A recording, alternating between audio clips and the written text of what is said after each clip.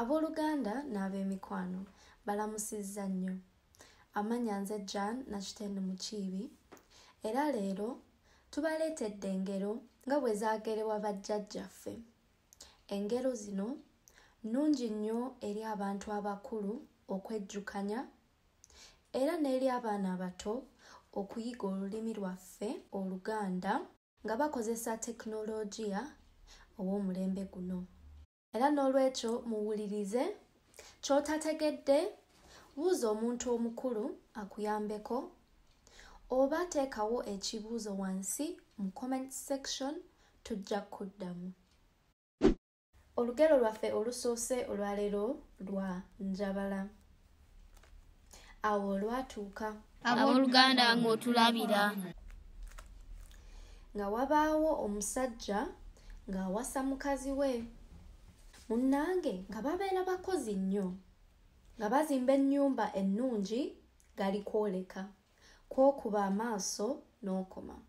Nga balima emmere era n'okulunda ebisolo okugeza ng'ente, embuzi, enkoko n'ebirala. Munnange terwali olwo nga bazaala abaana baabwe babiri, Njabala ne Ssaamanya. Munnange si kulwiseeyo nga bwe mumanyi bw'eri enkola yaffe wano ku lukalu lwa Afulika, guba mulimu gwa maama okubangula n'okuyigiriza abaana emirimu gy'omu maka, kugeza ng'okulima, okwoza engoye, okukima amazzi, okuva emugga n'emirimu egifaanana ng'egyo. Nga bo bataata obudde babumala mu kuyigga na kukomaga. Kaakati maama emirimu yagiyigirizaako Ssaamanya yekka nga gwa kuluusanya, ng'ate ye Njabala ng'amukola ekyejo ekiyitirivu era nga Ssaamanya ng'alinga muddu wa Njabala. Njabala teyayiga kulima, teyayiga kuwaata, teyayiga kufumba wadde okutyaba enku, yenna yali ngalo bunani. Munnange terwali olwo nga maama ava mu bulamu bw'ensi eno ng'agenda emigongo gye giseeyeeyeza ng'obwato etagenda badda. N'abaana baali bakazi wadde era terwali olwo nga bafumbirwa.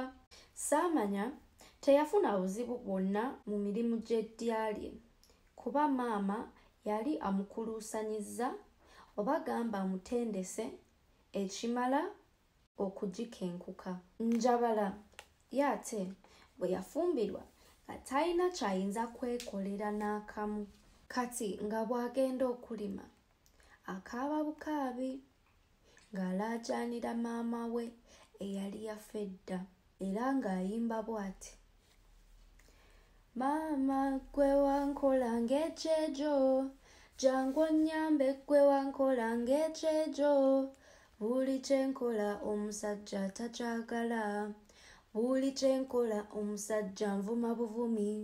Si kulwiseeyo omuzimu gwa maama we nagwo gwalaba omwana waagwo alaajana nnyo, nga gugera omusajja agenza okuyigga nga gujja nga gukolerako Njabala emirimu gy'awaka era nga n'omuzimu guyimba bwe guti: Njabala, Njabala, Njabala toli nsanzo muko, Njabala, Njabala, Njabala, Njabala toli nsanzo muko, abakazi balima bati Njabala toli nsanzo muko, Njabala ne batema ne bawala, Njabala toli nsanzo muko, olusuku balusalira, Njabala toli nsanzo muko, omuddo tebagubikka, Njabala toli nsanzo muko, Njabala, Njabala, Njabala, Njabala toli nsanzo muko, Njabala, Njabala, Njabala, Njabala toli nsanzo muko.